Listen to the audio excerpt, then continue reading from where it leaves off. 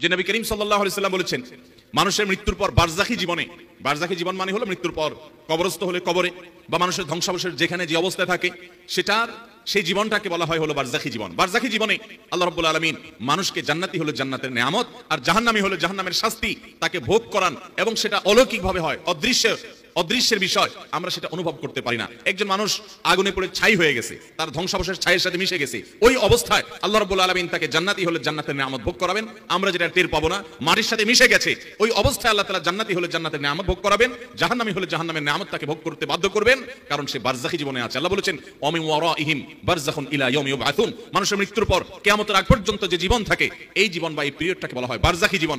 এই বারজাখী জীবনে একজন মানুষ যদি জান্নাতি হন, অর্থাৎ জান্নাতের সাথে তার কানেক্টেড করে দেওয়া হয় তার কবরকে, তখন সেই ব্যক্তিকে জান্নাতি হিসাবে যেই ক্লাসের জান্নাতি, যেই শ্রেণীর জান্নাতি, হঠাৎ করে তার জান্নাতি হিসাবে তার শ্রেণীটাকে উন্নীত করে দেওয়া হয়, প্রমোশন করে দেওয়া হয়। তিনি অনুভব করতে পারেন যে আমি এখন আর আগের জান্নাতে নাই, বরং তার চাইতে আপার ক্লাসের জান্নাতে আছি।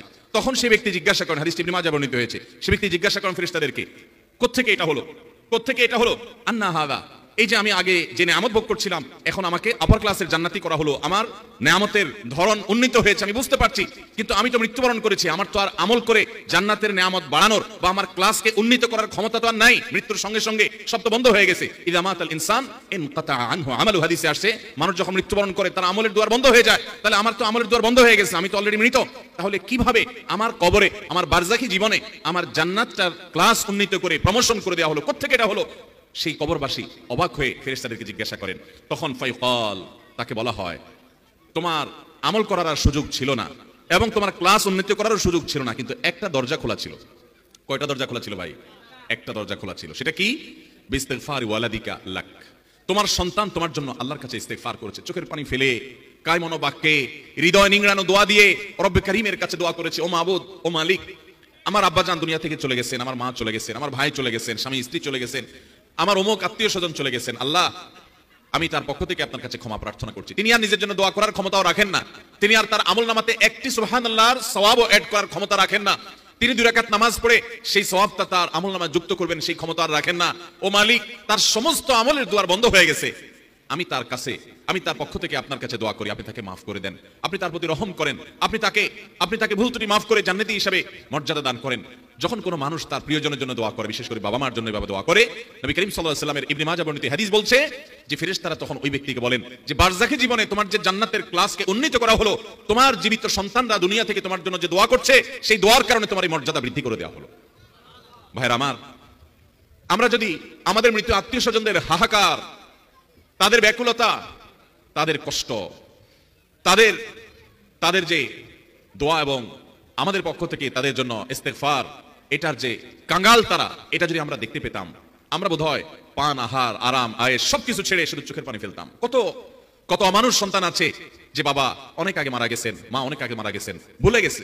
কবরগুলো যত পুরাতন হতে থাকে মানুষ প্রিয়জনকে তত ভুলতে থাকে, কবরগুলো যত পুরাতন হতে থাকে মানুষের স্মৃতি থেকে আপনজনরা তত দ্রুততার সাথে হারিয়ে যেতে থাকে, অথচ তারা প্রতিটা মানুষ প্রতিটা মুহূর্তে দোয়ার মুখাপেক্ষী। মোহতারাম হাজরিন, অতএব আমাদের বাবা, আমাদের মা, আমাদের আপনজন দুনিয়া থেকে যদি চলে যায়, তাদের জন্য আমাদের সবচেয়ে বড় করণীয়, মূল করণীয়, প্রধান করণীয় হলো যে আমরা তাদের জন্য আল্লাহর কাছে দোয়া করব। কি করবো? ইনশাআল্লাহ দোয়া করব।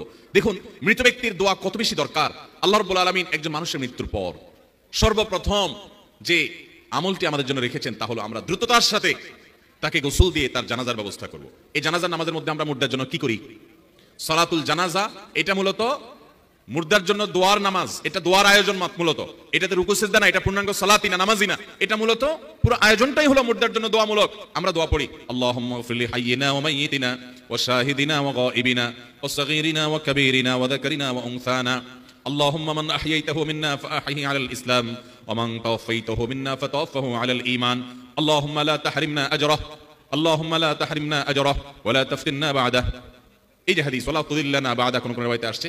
এই হাদিসটি সহিহ মুসলিমে এবং সুনানে আরবাআ অর্থাৎ হাদিসের প্রসিদ্ধ 4টি সুনান গ্রন্থে তিরমিজি, নাসাঈ, আবু দাউদ, ইবনে মাজাহ এবং সহিহ মুসলিমে বর্ণিত হয়েছে। এই দোয়ার অর্থ আমরা অনেকে জানি, অনেকে জানি না। আল্লাহুম্মা গফির লি হাইয়িনা, আল্লাহ আমাদের জীবিতদেরকে maaf করে দিন, ওয়া মাইয়িতিনা, আমাদের মৃতদেরকে maaf করে দিন, ওয়া সাগীরিনা ওয়া কাবীরিনা, আল্লাহ আমাদের যারা বড় আছেন তাদেরকে maaf করে দিন, যারা ছোট আছেন তাদেরকে maaf করে দিন। আল্লাহুম্মা গফির লি হাইয়িনা ওয়া মাইয়িতিনা ওয়া শাহিদিনা ওয়া গায়িবিনা, আল্লাহ আমাদের যারা উপস্থিত তাদেরকে maaf করে দেন, যারা অনুপস্থিত তাদেরকে maaf করে দেন। ওয়াসসাগীরিনা ওয়া কাবীরিনা, আমাদের ছোটদেরকে মাফ করে দিন, বড়দেরকে মাফ করে দিন। ওয়াযাক্কারিনা ওয়া উনসানা, আমাদের পুরুষদেরকে মাফ করে দিন, নারীদেরকে মাফ করে দিন।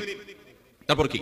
ওয়াযাক্কারিনা ওয়া উনসানা আল্লাহুম্মা মান আহইতাহু মিন্না ফাআহইয়া আল ইসলাম, আল্লাহ আমাদের মধ্যে যারা জীবিত থাকে আপনি তাদেরকে ইসলামের উপরে জীবিত রাখুন। ইসলামের উপরে জীবিত থাকা কঠিন ভাই, চতুর্দিকে ফিতনা চলছে আমাদের ঈমান হরণ করবার জন্য।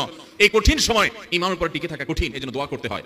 এবং ওমান তাওফাইতাহু মিন্না ফাতাওয়াফাহু আল ঈমান, আমাদের মধ্যে যাদেরকে আপনি মৃত্যু দিবেন আল্লাহ তাদেরকে ঈমানের সাথে যাওয়ার তৌফিক আপনি দান করবেন, ঈমানটা যেন নিয়ে যেতে পারি সেই তৌফিক আপনি দান করবেন। আল্লাহুম্মা লা তাহরিমনা আজরা, আল্লাহ আমাদেরকে এর বিনিময় আপনি দেওয়া থেকে মাহরুম করবেন না। ওয়ালা তুদিল্লানা বাদা, এবং যার জানাজা পড়তেছি আল্লাহ এই লোকটা চলে যাওয়ার পর আমরা যেন গোমরাহ না হয়ে যাই। তাহলে একজন মানুষে মারা যাওয়ার পর আমরা জানাজা নামাজে তার জন্য দোয়া করছি।